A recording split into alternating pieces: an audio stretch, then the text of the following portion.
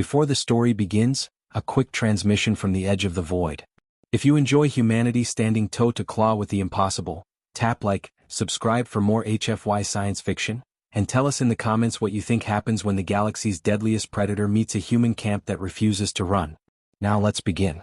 The Galactic Council had stopped using the word predator long ago. Names implied limits, and this creature had none. In the sealed chamber above the spiral arm, holographic projections stuttered as if the data itself were afraid to remain stable. Star maps flickered. Red icons marked dead fleets.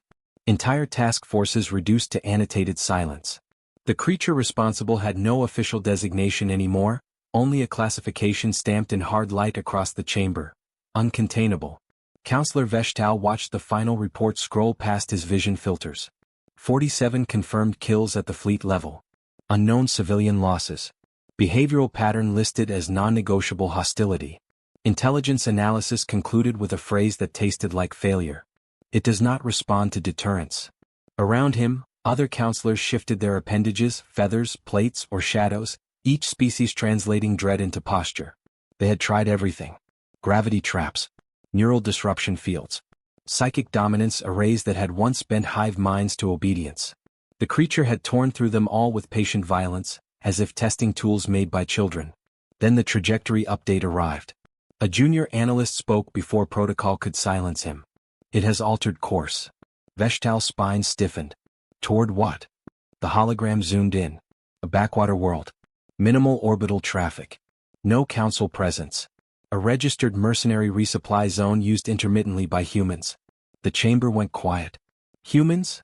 One counselor clicked, disbelief edging into irritation. That species is not a factor. They lack the infrastructure to resist, another added.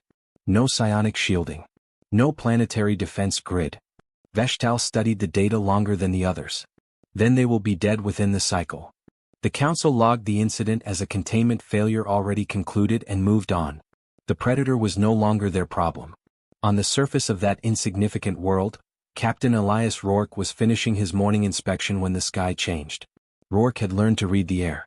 Years as a mercenary commander had taught him that danger rarely announced itself with explosions. It announced itself with silence, with the way birds stopped calling or dust stopped drifting. When the horizon dimmed without clouds, he knew something massive had entered the atmosphere. The camp stirred but did not panic. Rourke moved through rows of modular shelters, his boots kicking up red grit. Around him, men checked weapons out of habit rather than fear. These were veterans, most of them. Too old for heroics. Too tired to waste motion. Lieutenant Mason jogged up beside him, eyes fixed on the sky. Long-range sensors just went blind, sir. Rourke nodded. Visual? Mason swallowed. It's walking. They reached the perimeter ridge together. Beyond it, the ground sloped into a shallow basin where heat shimmered like breath. Something enormous moved there, each step deliberate, unhurried. It did not charge. It did not stalk. It advanced as if the world owed it space. The predator was larger than the reports had suggested. Bone-plated limbs. A torso shaped by survival rather than symmetry. Eyes set forward, not wide, not frantic. Intelligent. Rourke felt the weight of every man behind him waiting for the order to fire. He did not give it. Safety's on, he said instead. Mason stared. Sir? That's not a threat posture, Rourke replied. That's a choice. The predator stopped at the edge of the camp. Close enough that Rourke could see scars layered over older scars, a history written in healed violence. It lowered its head slightly, exposing the thick plates along its throat. A vulnerability no report had ever mentioned. Rourke stepped forward alone. The ground vibrated under the creature's breath. It smelled of ozone and iron, not decay. Rourke resisted the urge to raise his rifle, instead letting it hang loose in his hands. He remembered his father's voice from a half-forgotten training sim, telling him that fear was loud but intent was louder. I don't know what you want, Rourke said, his voice carrying in the open air. But you're not going to find a fight here unless you start it. The predator's eyes focused on him. Not with hunger. With assessment. Seconds stretched thin. Behind Rourke, the camp remained frozen, every man aware that history balanced on a breath. Then the predator did something no council sensor had predicted. It sat. The impact cracked the ground, but the gesture was unmistakable. Rest. Not submission but restraint. A creature capable of erasing cities choosing stillness instead. Rourke exhaled slowly, realizing he had been holding his breath since the sky dimmed. He lowered his rifle fully and rested it against his leg. "All right," he murmured. "That makes two of us trying something new." High above, an automated council drone adjusted its optics, struggling to reconcile what it was recording. The uncontainable predator had reached its destination, and it had come without teeth bared. The predator did not move when the sun dipped low, and that, more than its size or scars, unsettled the camp. Rourke ordered a slow return to routine. Weapons stayed close, but fingers eased off triggers. Someone restarted the generator. Someone else finished brewing coffee that had been abandoned mid-pour. The men followed his lead not because they understood the creature at the perimeter, but because they trusted the man standing closest to it. The predator watched everything. Its eyes tracked motion with unnerving precision, cataloging distances, rhythms, weaknesses. Yet it made no attempt to close those gaps. When a gust of wind carried sparks from the campfire toward its exposed plates, it shifted just enough to avoid them, then settled again. Controlled. Intentional. Mason approached Rourke cautiously, keeping his voice low. "Sensors are still dead. Whatever it is, it's jamming us just by being here. Or it doesn't care enough to stop," Rourke said. "Either way, shouting at it with tech won't help." Mason glanced at the creature. "Sir, that thing erased fleets." Rourke nodded. "So did hunger once. So did storms. Still had to live next to them." A medic named Alvarez knelt near a supply crate, pretending to inventory bandages while watching the predator's flank. He frowned. "It's hurt." Rourke followed his gaze. Along one massive limb, a fissure split the armored hide, poorly healed and reopened with movement. Dark fluid seeped and steamed faintly against the cooler air. "Council weapons," Alvarez said. "Energy scoring. Old, but it never finished closing." Rourke took a breath, feeling the camp's attention narrow onto him again. Every decision now would echo. He picked up a medkit. Mason grabbed his arm. "You're not serious." "I am," Rourke replied. "And I'm not asking anyone to follow." He walked slowly toward the predator, making no effort to hide his approach. The creature's head lifted, eyes fixing on the small figure crossing open ground. Muscles tensed, not for attack but readiness. Rourke stopped a few paces away and set the kit down. He knelt, deliberately lowering himself, making his silhouette smaller. He opened the kit so the contents were visible, clean and ordinary. "I won't touch you unless you let me," he said. "But that leg's going to fail you eventually." For a long moment nothing happened. Then the predator shifted its injured limb forward, extending it into the space between them. Close enough that Rourke could see the heat shimmering from the wound, smell the sharp tang of cauterized flesh that had never been properly treated. Alvarez swore softly from behind the ridge. Rourke worked carefully. He cleaned what he could, applied sealant designed for human skin and hoped biology was flexible enough to forgive the mismatch. The predator did not flinch. It watched his hands with the focus of a veteran watching a weapon being disassembled. When he finished, Rourke leaned back on his heels, heart hammering only now that the danger had passed. "That's all I've got," he said. "It'll slow the bleeding. Might even help." The predator withdrew its limb and after a pause, dipped its head again. Not gratitude. Acknowledgement. Night settled over the camp. No alarms sounded. No attacks came. Instead, the predator repositioned itself slightly, angling its bulk toward the open desert rather than the shelters. When distant shapes moved at the edge of the basin, smaller scavengers drawn by heat and light, the predator rose and drove them off with a low rumble that vibrated through bone. It did not pursue. It returned to its place and lay down again. Mason watched from the ridge, arms crossed. "It's guarding us." Rourke didn't answer right away. He was watching the men instead. The way tension eased from their shoulders. The way jokes, quiet at first, began to circulate again. Fear had not vanished, but it had changed shape. "Maybe," he said finally. "Or maybe it's just tired of being hunted." High above, the council drone adjusted position, relaying images to a chamber that no longer knew how to interpret them. The uncontainable predator was stationary. No aggression detected. Human casualties at zero. A counselor demanded explanations. None arrived. Back on the surface, Rourke sat by the fire, staring into the flames. He was not naive enough to believe this ended peacefully by default. Trust was a blade with no hilt. But the galaxy had spent centuries proving that force alone created nothing but sharper enemies. The predator shifted in its sleep, exhaling a sound that might have been a sigh.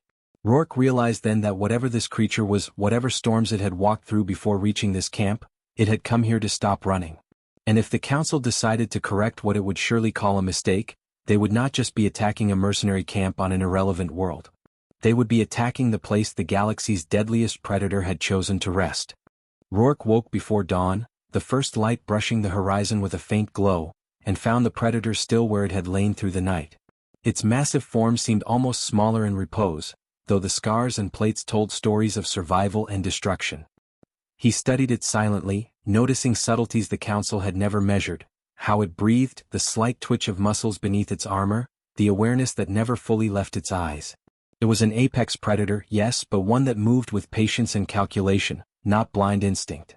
Mason approached behind him, whispering as if proximity itself might provoke the creature. "It's observing every movement we make, every shift in the camp." Rourke nodded. "It's not just watching. It's learning." He hesitated, letting the words sink. "The council doesn't understand.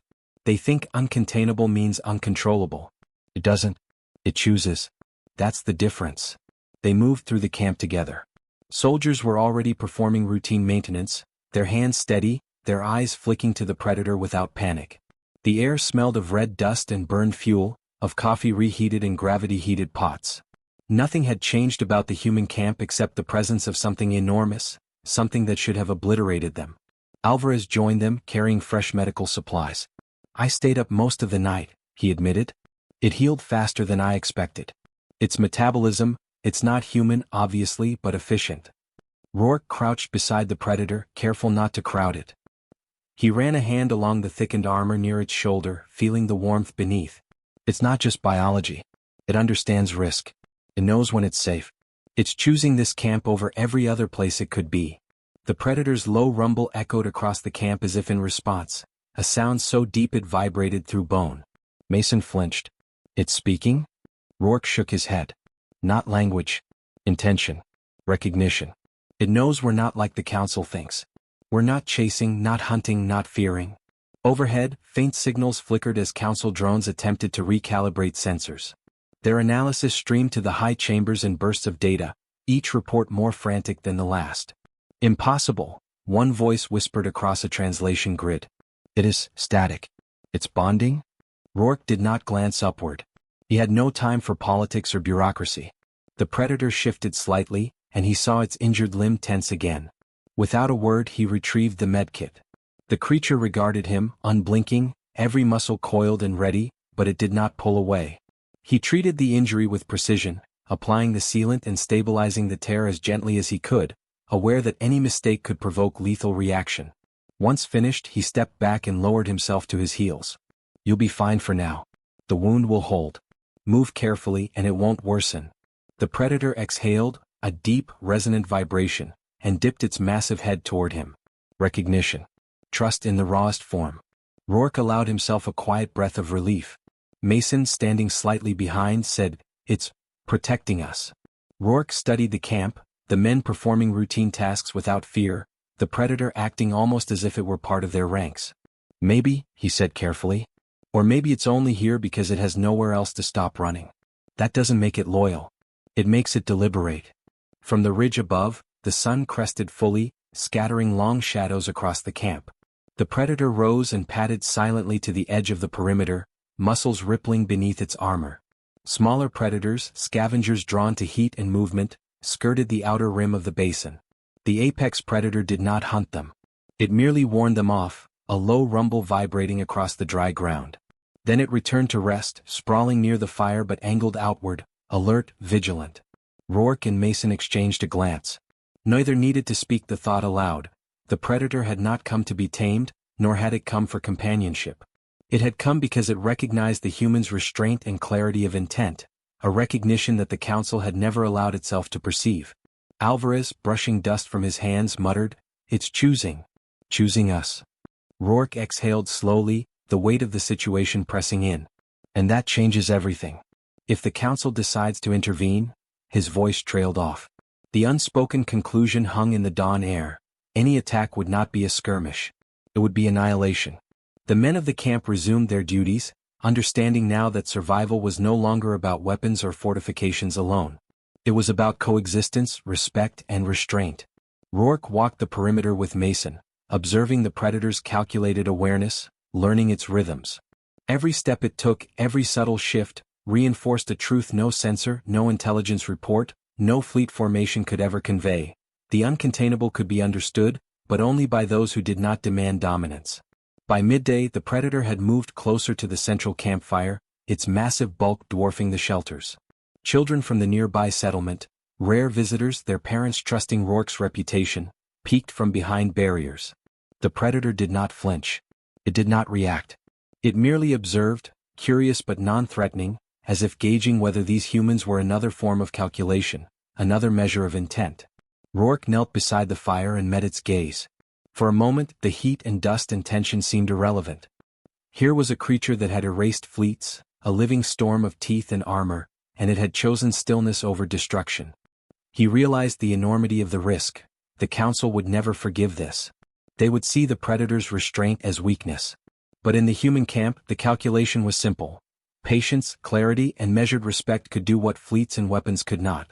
And then, almost imperceptibly, the predator shifted its position slightly closer, aligning its massive form parallel to Rourke.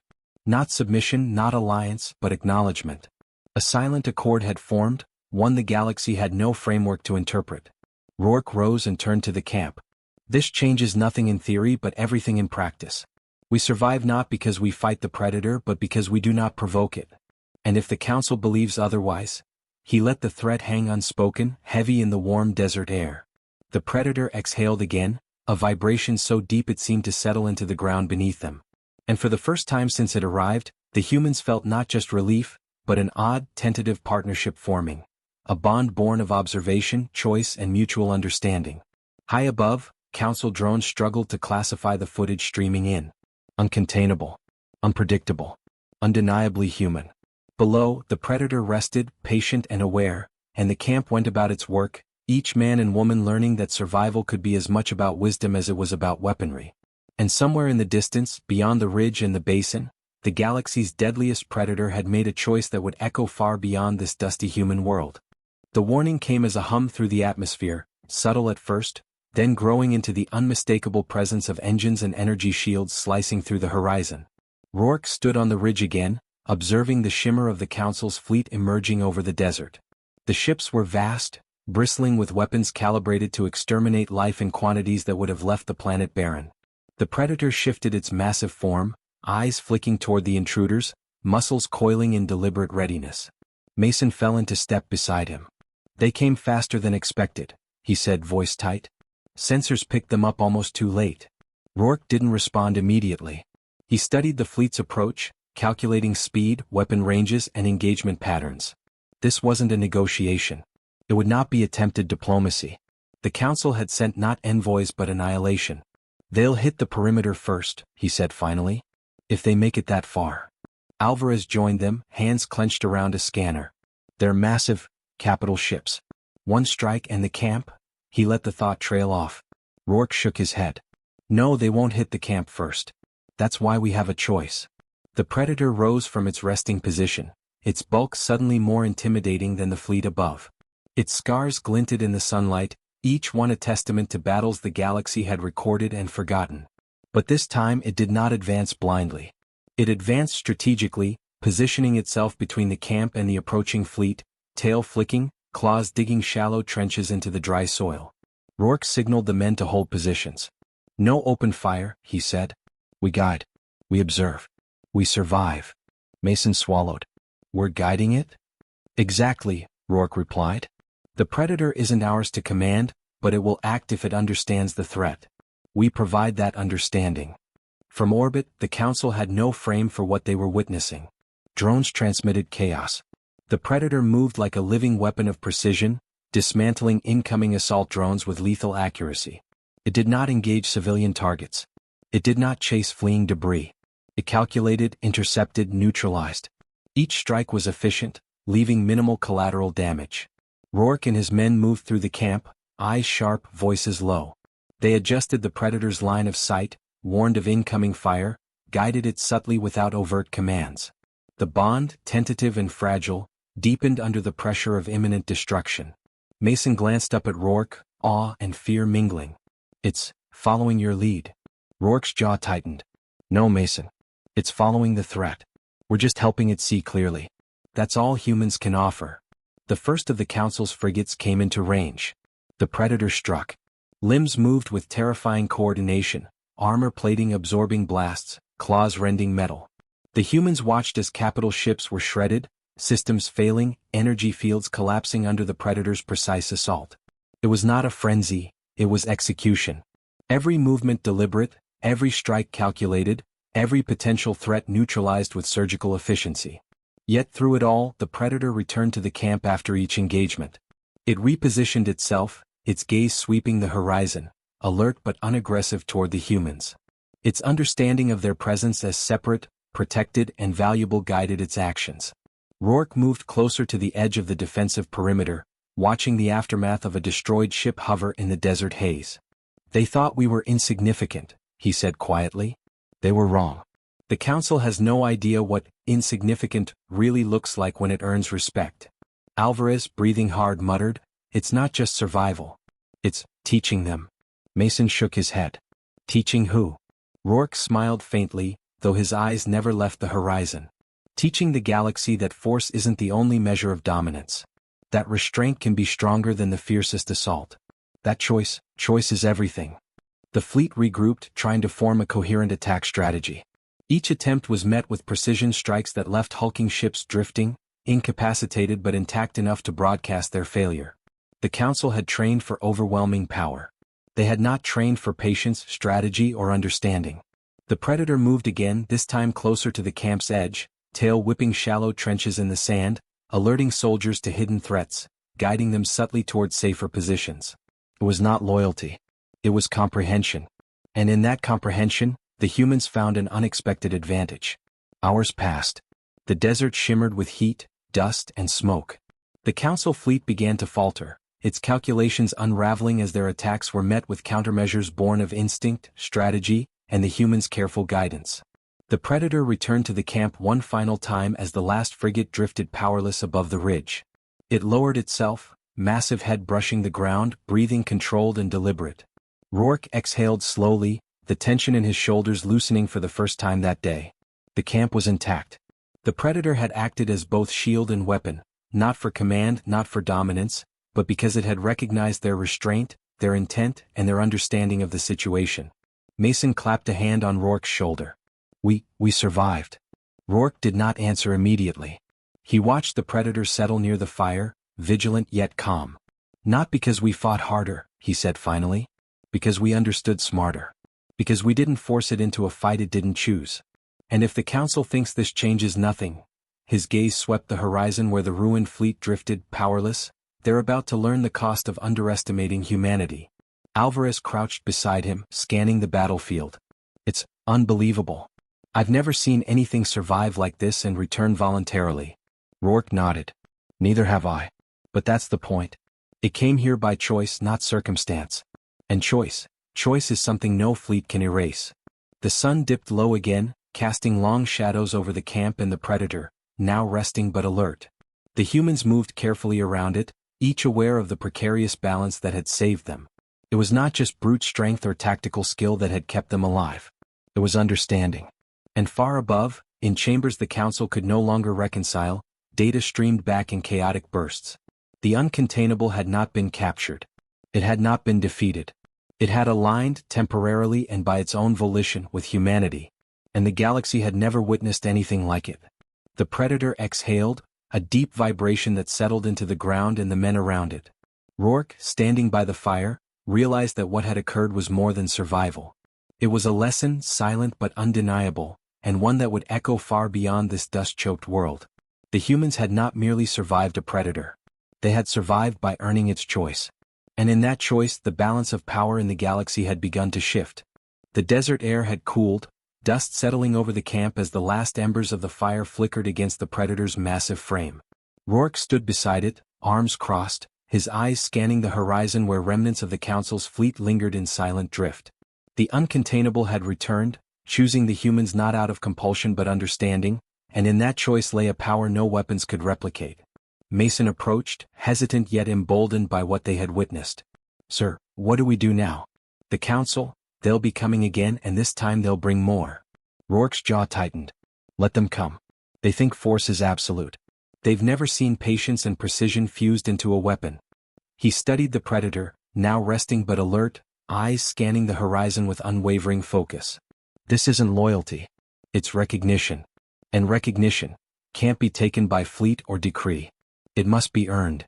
Alvarez knelt near the edge of the perimeter, examining the shallow scars the predator had left in the sand, tracing patterns almost like a map. It's teaching us, he said softly. Every movement, every decision. It's showing us what survival really is. The predator shifted, rising to its full height, spine arching with the grace of a creature that had walked through millennia of survival. It let out a low rumble that resonated deep in the chest, a sound both warning and affirmation. It was ready. Not because it had been commanded, not because it was tamed, but because it had chosen to stand with these humans, for reasons they could not fully articulate. Rourke stepped forward, voice firm yet measured. We hold here. We protect what is ours, not through dominance but through understanding. And if the galaxy wants to test that, he let the words trail, the implication sharp and unspoken. The distant rumble of engines announced the return of reinforcements. A council fleet, larger and more calculated, approached with the precision of a machine designed for execution. Rourke's eyes narrowed. This is it. This is the test. Mason swallowed, glancing at the predator. You think it'll fight again? Rourke's gaze never left the horizon. It's not about fighting. It's about proving that some things cannot be forced, only acknowledged. The predator moved forward, every step deliberate, its presence casting long shadows over the camp. Its claws dug shallow trenches in the sand as if claiming a boundary not of territory, but of respect. Soldiers followed Rourke's subtle gestures, positioning themselves to guide the predator's line of sight, creating a synchronized defense that was as much about strategy as it was about trust. As the first of the council's frigates entered range, the predator struck with unparalleled precision. Limbs moved like living siege engines, armored plates absorbing blasts while claws tore through energy fields and reinforced hulls. Every maneuver demonstrated not rage, but calculated efficiency, neutralizing threats without unnecessary destruction. The humans observed, intervened subtly when necessary, and allowed the predator to act on its own terms. Mason's voice was almost a whisper, reverent. It's unstoppable. Rourke shook his head slightly. It's not unstoppable. It's deliberate. And that makes it more dangerous than they've ever faced. A mind in control of a body the galaxy cannot contain. That's power. The battle unfolded with breathtaking intensity. The Council fleet, trained for overwhelming force, found itself outmatched not by numbers or firepower, but by the Predator's comprehension of the terrain, the humans' presence, and the rhythm of the conflict. Ships were disabled with precision, systems rendered inert, yet the Predator returned to the camp after each engagement, never endangering the humans. Hours passed, sunlight waning to deep amber as the last frigate drifted powerless. The Predator exhaled, a low vibration that seemed to anchor the ground beneath it. Rourke watched, chest tight with the knowledge that survival had been achieved not by weapons, but by understanding and choice. He stepped forward, addressing the Predator in a quiet voice meant only for it. You could leave at any moment, but you stay. That tells the galaxy something it has never seen before. That humans are more than the Council believes. The Predator's eyes met his, intelligent and unflinching. Recognition. Agreement. Silent affirmation of a bond that was not friendship, not subjugation, but mutual understanding. It had chosen to stand here and in doing so had made the human strength undeniable. From the ridge, Mason and Alvarez exchanged glances, awe and disbelief etched across their faces. They'll never expect this, Mason muttered. Rourke turned his gaze back to the horizon, where the first faint signals of the returning Council fleets could be detected. Let them come, he said, voice steady. They'll learn what happens when they underestimate humans. When they mistake patience and comprehension for weakness. The Predator shifted closer to the campfire, its immense form dwarfing the men yet moving with a grace that suggested both restraint and power. Children, now cautiously observing from the shelters, peeked at the massive creature, and it did not flinch. It merely acknowledged them, eyes scanning, calculating, protective yet non-threatening. As night fell, stars emerging across the desert sky, Rourke felt the full weight of what had transpired. The Predator had not been conquered, coerced, or manipulated.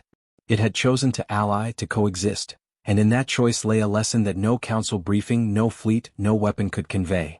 The humans had survived not because of firepower, but because they had understood what force alone could not teach: respect, observation, and deliberate choice. The horizon shimmered faintly with the distant engines of retreating ships, and the Predator exhaled a final low rumble that seemed to echo across the desert and into the galaxy beyond. Rourke stood tall beside it, watching as the creature settled into a calm, alert posture, eyes ever watchful, yet fully present with the humans it had chosen. Alvarez finally broke the silence. "We're alive. And, somehow we've changed everything." Rourke's lips curved into a faint, confident smile. "Not everything," he said, "but enough. Enough that the galaxy will think twice before underestimating what humans can earn, not take. Force isn't the measure here. Choices. And we've earned it." The Predator shifted, settling fully near the camp, its bulk radiating a power that was both terrifying and protective. The men, the children, and the scattered remnants of the camp all moved carefully around it, each understanding in some deep, instinctual way that this was a new era of survival.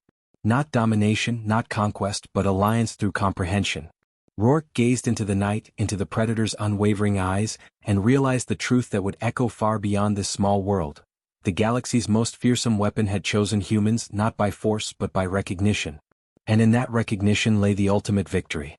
A low rumble rolled through the desert one last time, the Predator's affirmation of the bond it had forged. Rourke stood beside it, the desert silent around them, knowing that this night would be remembered not for destruction, but for the choice that changed everything. The Uncontainable had walked into a human camp voluntarily. And the galaxy would never forget it.